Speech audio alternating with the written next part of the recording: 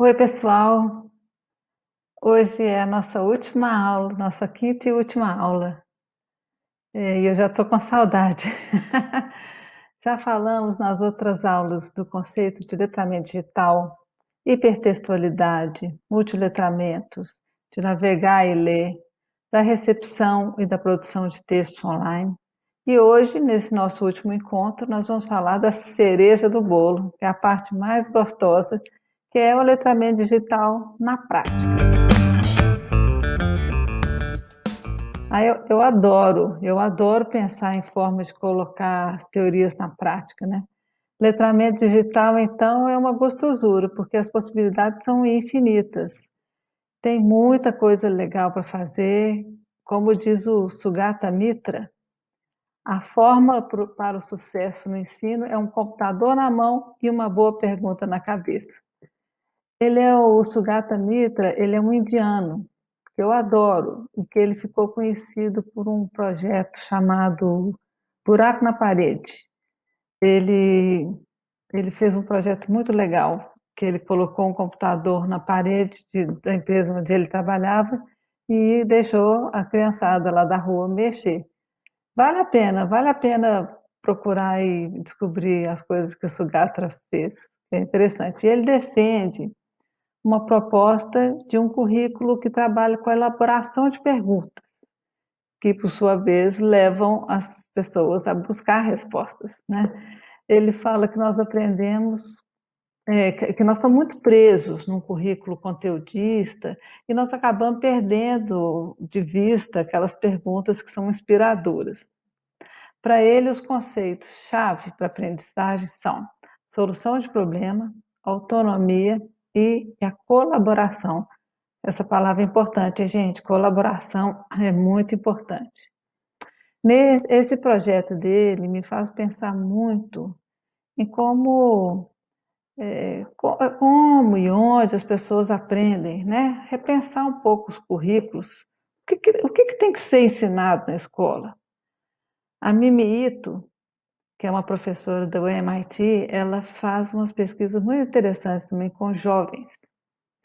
E como é que esses jovens estão aprendendo, como é que eles aprendem muito em contextos de ensino, aprendizagem, que não são contextos formais, né? Na verdade, isso sempre aconteceu, né? Na vida, na história da humanidade, as profissões, os negócios, tudo passava assim de pai para filho, aprendia-se muito em casa, aprende-se muito em casa, né? Com parentes, pais, amigos, vizinhos. Hoje os jovens estão conectados, estão com acesso à internet, e isso está se ampliando muito rapidamente. Eu espero que o acesso seja para todos, né? Universal, assim, para todo mundo mesmo. Né? E com esse acesso, né, com esse acesso à informação, isso possibilita que as pessoas pesquisem, que elas aprendam, né, que elas busquem informações sobre os mais diversos temas.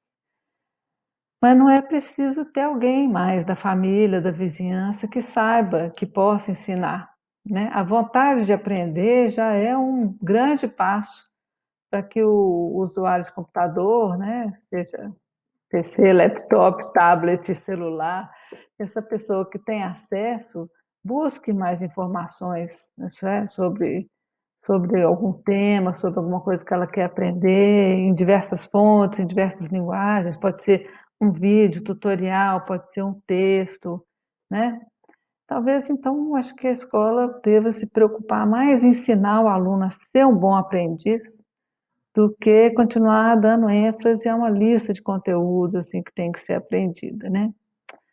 Mas, embora seja possível, né, aprender com tutoriais e com vídeos, a escola tem um papel muito importante no ensino da leitura, na escrita, né, em ajudar os meninos a fazer uma leitura mais profunda, a serem produtores de conteúdo, né? Ela vai fazer esses meninos a ajudar o usuário a fazer uma busca mais criteriosa, né? Levar o acesso à informação mais relevante, mais crítica, né? Então, o trabalho do professor, né, do professor da escola é muito importante. É muito, sempre muito mais fácil aprender com alguém que já sabe, né, que pode ajudar a gente a atingir alguns objetivos, do que sem a ajuda de ninguém, né? Que é o que o Vygotsky falava, né? Gente, alguém vai te dar a mão e vai ser mais fácil de você chegar em algum lugar com a ajuda de alguém, né? Você consegue chegar onde você não chegaria sozinho. Então, os desafios que o professor pode apresentar, né, para esse aluno, as orientações que ele pode dar, isso tudo vai enriquecer e vai diminuir provavelmente o tempo de aprendizagem, né, desses alunos. Por isso é preciso adotar uma concepção de aprendizagem assim, considere essa perspectiva assim, do letramento, dos multiletramentos, coisas que a gente já falou lá na aula 1 ou 2, nas primeiras aulas, né? Nessa perspectiva, não cabe trabalhar pensando assim, num conteúdo, né? Assim, muito focado no conteúdo, né? Mas tem que pensar no desenvolvimento da autonomia, numa perspectiva de desenvolver projetos, uma aprendizagem mais contextualizada, centrada no aluno, e que seja significativa para ele, porque se for significativo para o aluno, vai ser mais interessante, inclusive, para o professor, né? Acho que a gente tem que descolar um pouquinho dessa coisa de aula de 50 minutos, o professor falando na orelha dos meninos, né? Trabalhar com essa ideia de projeto, de uma boa de uma pesquisa inspiradora, de uma pergunta, né, inspiradora, que vai acabar culminando em um projeto de busca de informação, de compartilhamento de informações, né, também. E aí, para falar, né, como colocar essas ideias em prática, eu vou sugerir que vocês deem uma olhada em alguns livros. Um dos livros é da Roxane e do Eduardo. Meu exemplar não está aqui, porque ele ficou lá na escola e está tudo trancado lá. Eu não pude ir lá buscar, né? Mas é um livro muito conhecido, chamado Multiletramentos na Escola, que tem atividade sobre blog nos anos iniciais do ensino fundamental. Tem uma atividade super legal com Chapeuzinho Vermelho sobre uma animação da Ângela Lago, que é uma ilustradora, escritora maravilhosa que nós perdemos há pouco tempo, né? Tem atividade sobre mini-contos, hipercontos multimodais. Tem até Mangue Beat, gente, nas aulas de português. É um livro muito legal. Tem uma, falar esse negócio de empoderar, né? Que é sobre radioblog. São as vozes, né? Que fala de produção de rádio independente, de produção de dar voz para as pessoas, né? De produzir podcast, incentivar a produção cultural, compartilhamento de cultura. Muito, muito legal, muita ideia legal, vale a pena. Corre lá e olha esse livro, que ele vale a pena. Outro livro super bacana, com um monte de ideia, chama Letramentos Digitais, do Gavin Dudney, da Nikki Rock e do Mark Beckman. Esse livro apresenta 50 ideias práticas ótimas. Dá vontade de aplicar a atividade, todas as atividades, né? Não tem nada de muito complicado nem mirabolante, não. Tem uma que é sobre HTML. Virou o nariz, né? Eu, quando vi lá o título também, HTML, não sei o que, eu falei, esse trem não vai dar certo. Não pensei a mesma coisa, esse negócio não vai ser bom. Mas o jeito que eles fazem é tão legal, vira uma brincadeira. Tá? Eles pegam uma frase sobre algum animal, né, toda escrita com fonte diferente, cada palavra escrita com uma fonte, negrito, itálico, Arial, Times, e toda escrita com caracteres diferentes. E os colegas precisam adivinhar sobre o que animal aquela frase está falando.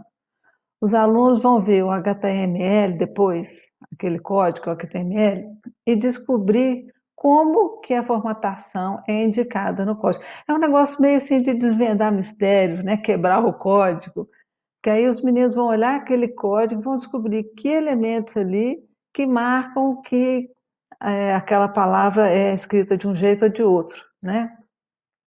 Assim eles vão aprender uma formatação básica que pode ajudar na hora de fazer um monte de coisa, né, numa página. E eu acho que o mais legal é que de uma atividade dessa, que parece uma brincadeira, né, assim, uma brincadeira de hacker, eles vão aprender sobre os bastidores da programação, né? Vão ver que isso não é um bicho de sete cabeças, que é possível aprender. Quem sabe ativa a curiosidade deles aí para aprender mais, né? Tem uma outra atividade que os alunos vão negociar as regras para o uso do celular e registrar isso numa wiki. Olha que legal, gente, né? Nessa coisa de ir compartilhando ali as ideias de como que é que a gente vai usar o celular, quais são as normas, né? E compartilhar isso numa wiki. Então, eles vão aprender o wiki, eles vão compartilhar, vão pensar, né, as regras de um bom uso do celular, um uso educado.